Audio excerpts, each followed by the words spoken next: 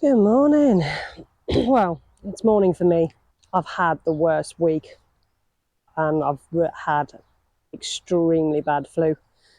It really did knock me for six. So I actually haven't been down the plot much apart from letting the chickens out the last week with just basic checking on the actual plot itself. So today I've got to crack on. There's a lot of stuff I need to actually get done, and there's certain things I need to get sown, certain plans, certain seeds in the polytunnel that are probably starting to look worse for wear because I haven't had a chance to get them into the ground. So that's what I'm going to get done. But first off, I thought we'll go and check on the chickens first.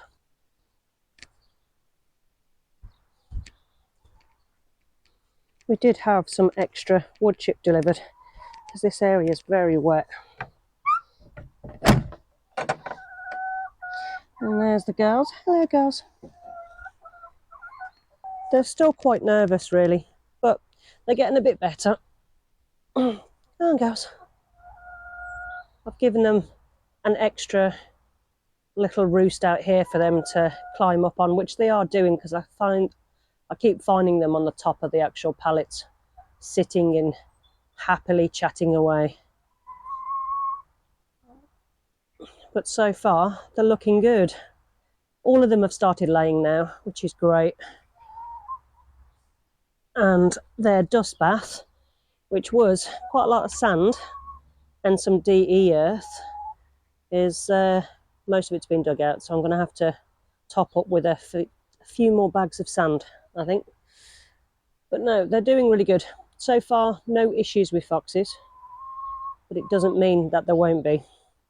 See, when I had chickens before, they were very, very friendly, and these are just taking a little bit longer to get hand tame. But I think last time, because I had them in the garden, I was interacting them with a lot more. Come this late spring, summer, I'll be down here a lot. So it really won't be so much of an issue. I know. Let's go and see if they've got actually any eggs. Got to admit, it really has knocked me for six, this flu. Jamie is a lot worse than what I am, but it's still bad. Let's have a look at the chicken coop. Now, they basically use just the one egg nest box, and as you can see, we've got a few eggs in there. One must have laid yesterday after I left, but that's some good eggs there. All in all, chickens seem to be doing good, settled in well, and they're all actually roosting now as well. I just need... I'm getting told off.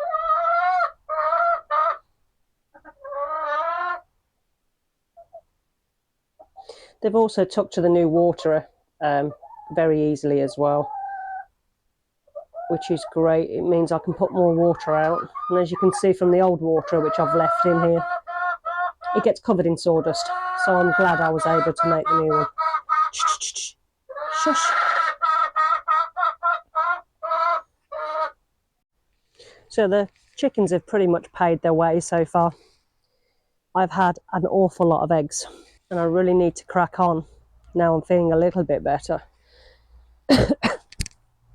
She says, with using those eggs. Now I have made a few cakes and we had Chinese omelette last night, but I do need to go through a few more eggs over the next couple of days.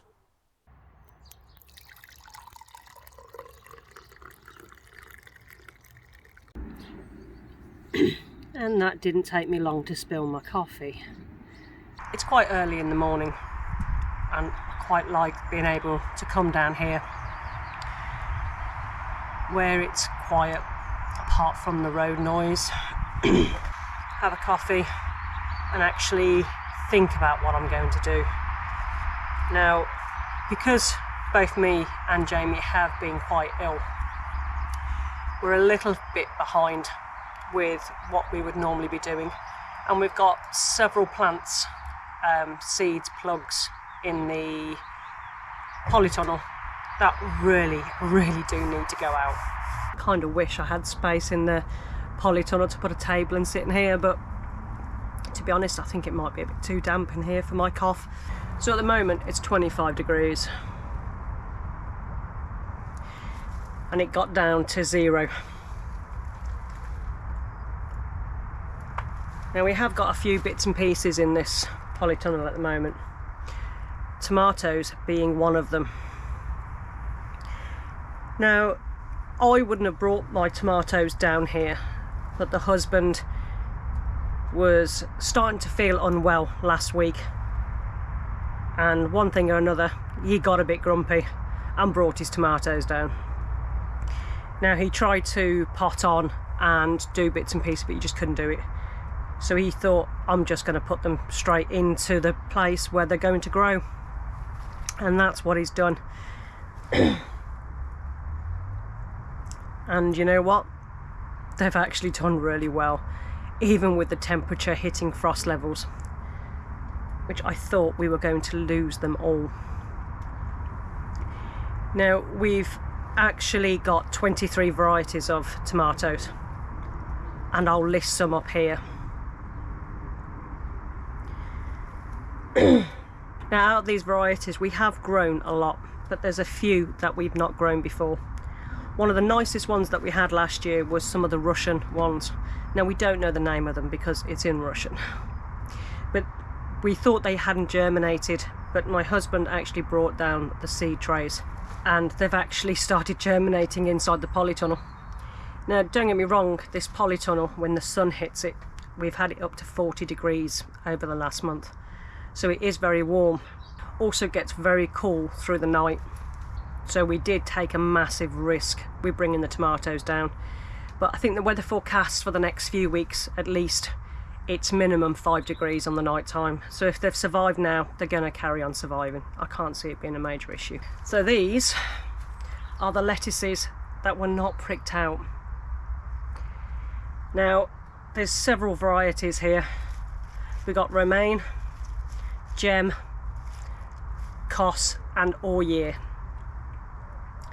As you can see, far too big for a seed tray, but they're looking really healthy. Now my husband did prick some of these out a little while ago, and I would say that they're actually a little bit smaller than the ones in the seed tray, but that's fine. These will be absolutely good to go. So I think with the seed tray lettuces, I'm literally going to try and tease them apart and actually just put them straight into the ground. Now as you can see, there's a lot of lettuces. Our plan was to give some to a couple of family members as well. So I think the ones that we've already pricked out we'll probably give away, and if I have the energy to pot on some of the lettuces from the seed tray, we'll also do that as well. Now the spinaches were doing really well, but then we've left them a little bit too long in this seed tray. As you can see, the tips are going a little bit yellow. These are definitely going out today. I think these should be absolutely fine in the ground. I think they'll actually pick up, and these will just be multi-sown or multi-sown planted throughout the whole of the allotment, so we'll actually have plenty of this going on. I've also got more in the greenhouse of different varieties, so I'm really hoping today I can actually get them all out. So we planted sweet corn just over a week ago, I think it was. Might be even close to 2 now. And we're doing rising sun and a maize. Now I grew a maize last year and I absolutely love the stuff. Paler than the normal sweet corn that you'd normally see, but incredibly sweet. And literally we ate the last of the harvest a couple of weeks ago from the freezer. And at the moment they're just started to germinate. Again, we didn't have them in the house, left them in the polytunnel and left them to do their own thing. And I'm hoping that these last 2 cells on this one will actually germinate. But I've got several trays to go in because I'm doing larger areas this year for sweet corn. Our coriander really does need to go out. Again, this was left in the polytunnel and it's doing all right, and it's the same as the parsley. The parsley's the same as well, and these will go in between our garlic.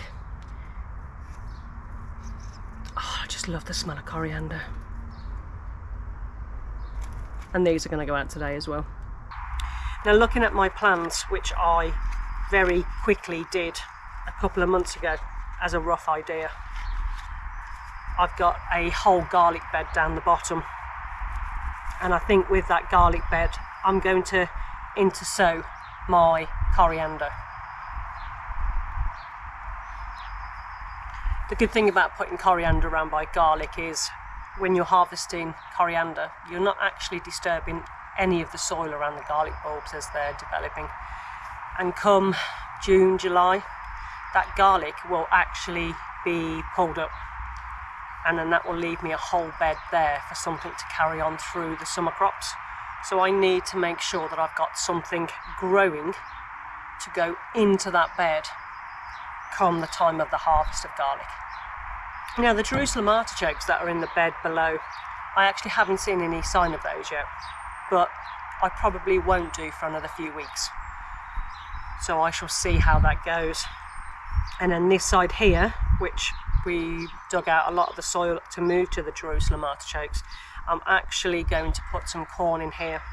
Now, we have started our corn off just before we both got really ill, and they've just started poking through in the polytunnel. We kept them down here, left them in the polytunnel, and we thought they'll be as they'll be, and they've all started growing, so that's really quite good. The broad beans, again, they're doing well, and same as the peas, but I need to find space to put some of these plants that really do need to go in the ground. Now, the kohlrabi doesn't really take up much room, and in general we don't normally net it. Sometimes we will do at the start just to stop the local pigeons, but in general we leave it be. So I need to actually put the kohlrabi in there as well. I've also got a lot of sowing to do. I've got some sunflower seeds I need to plant. Now, I normally start mine off, keep them outdoors under glass protection, and give them a couple of extra weeks extra. So when I do put them straight into the ground, the slugs aren't going to do as much damage as putting small seedlings. I find direct sowing, out of 20 seeds, I'll probably get one. So I am going to sow those into modules. I have collected my seed from last year and kept what the mice didn't eat. And I've also got some other sunflower seeds as well. So I'm hoping to plant a lot of sunflower seeds this year. I've also, last year, I planted a load of foxgloves in the garden from seed, multi. Now this one, as you can see, I'd literally sowed it and left it outside. I've had no interaction with them whatsoever, and they've grown. This one's gone a bit yellow because I actually found this under one of my hedges. I don't know how it got there, but it got there. But I also have a big tray of multiple ones that I actually didn't prick out, and they've been growing in a seed tray for the last year. So I'm actually going to plant those out. Now, on one of the places I'm going to plant out is on the mound. Now, just on the other side of our fox proofing, which is still our allotment, we've got a mound. Now, this is the old soil and things that we didn't want at the time because of the amount of weeds and things that was in it. So we actually piled it up against this fence a little bit to create a mound for future. Now, this mound that goes all the way across will be sown with wildflowers, foxgloves, and basically left to be a little bit wild. I've left nettles in there. We've got buttercups, purple nettle, clover, all sorts to give the insects and the bees a bit more of a chance. Now, those foxgloves will be going into this mound as well, but I also want to cover this gap in the hedge for the allotment. Now, we do have hawthorn, which looks absolutely beautiful at this time of year. And we have bramble on this side, which again, the bramble is a really good deterrent from people climbing. Plus that bramble is absolutely superb for producing the biggest blackberries ever. And again, I've still got some of those left over in the freezer, so I think I might try and make a crumble later. Now, as you can see, this bed has not been weeded so far this year, and there is a lot of docks in here. So first off, that's going to be my first job, is to weed it first before I put anything else in there. Normally we keep on top, but we've kind of let it slip a little bit. We've also got a lot of comfrey coming in. Now this area was quite bad for comfrey last year, and we have it coming up through the paths, through the beds, which is really disruptive to whatever you've got grown. So in this bed is going to be interplanted in my garlic with coriander, and probably my parsley as well. I've had to put my jacket on because it's a bit colder in the actual shade. So the garlic was bought from a supermarket last year. We managed to get hold of some Spanish garlic, and we just planted it to see if it would actually work. And so far it has, but we'll see how the bulb develops by June. And eventually this bed will be completely something else come June, July, and we'll have other stuff. But at the moment it will be coriander and parsley sown into this bed. So that's a little bit of weeding done. It's a bit better in between the garlic. And now I need to get this planted. My lovely coriander. The first lot of sowings anyway. I will sow this throughout the whole of the year. As you can see, it's got quite a good root ball on this, and obviously it is multi-sown, but these should do quite well in between the garlic.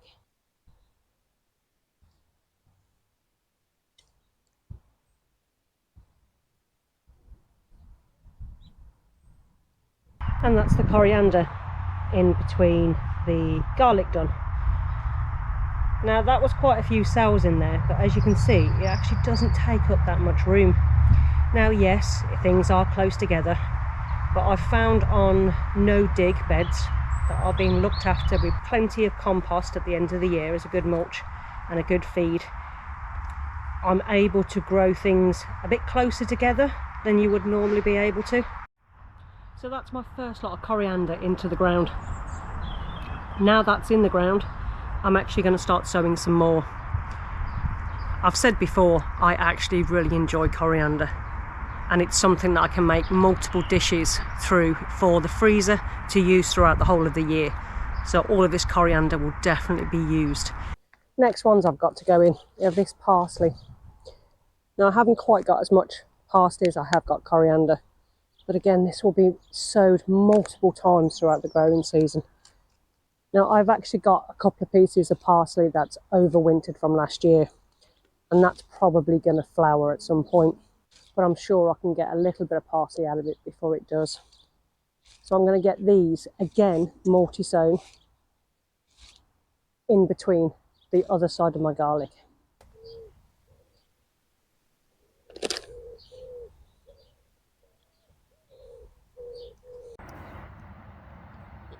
And that's the parsley in. Now there was two different varieties there. The one that hadn't actually grown that much, which is these ones. Ones that haven't grown very much is a different variety, which I didn't realise my husband sowed. I think it's a Hungarian one. The ones that have grown a lot more in the cells is a flat leaf.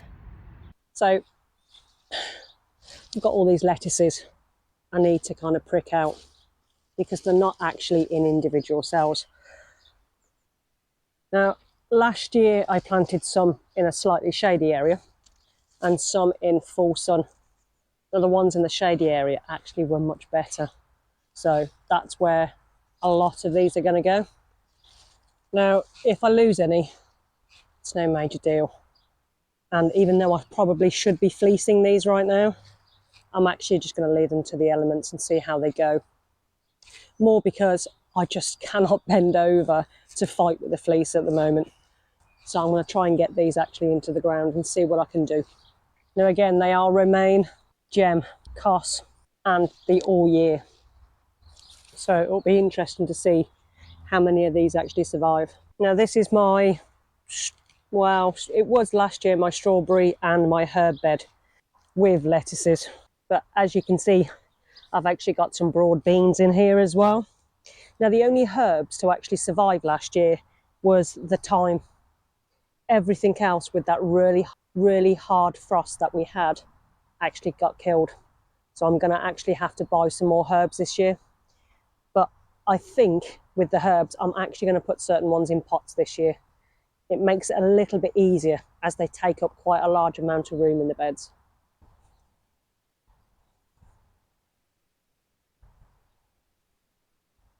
Now the strawberries were, I think, about 4 plants from last year. And as you can see, they've sent out runners. And loads of new plants have actually developed, which is great. And hopefully this year I'll actually have an actual half decent harvest of strawberries. Now these, as you can see, are literally just from the seed tray. So they're going to be pulled apart and hopefully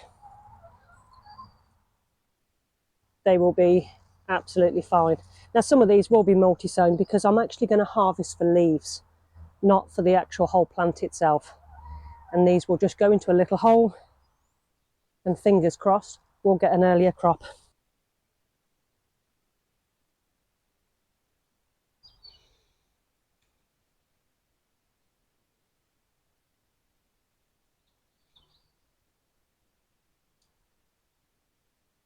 As you can see, as I'm tearing out the lettuces, you can see quite a thick mat of roots. Now in general, I don't have an issue when I'm disturbing lettuces. They go a little bit sad for a couple of days, but then they kind of perk up. The biggest issue I have with lettuces is slugs. I might actually use some beer slug traps this year, but when I pull the lettuces out, that's exactly how they're looking at the moment. But I can separate them. Some I will grow multi-sown because it really doesn't matter because we're harvesting for leaves. I'm just going to get the rest of these in.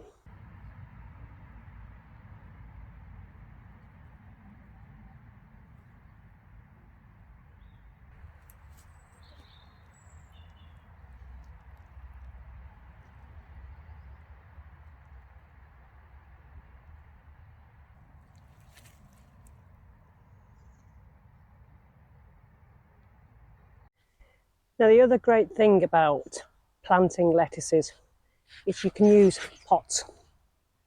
Lettuces grow very well in pots. So if you've got a small space, lettuces are great to do this. And if you harvest just the outside leaves, your lettuces will last much longer, having multiple pickings from one lettuce. Now this pot I've actually half filled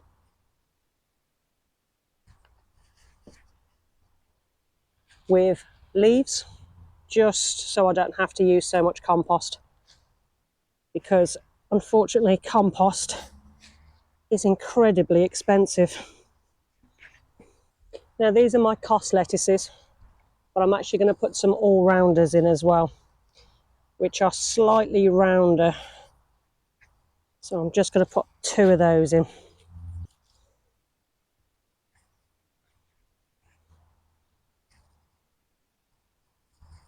And hopefully the slugs don't have a field day. Now with lettuces, slugs love lettuces, anything soft leafed like that.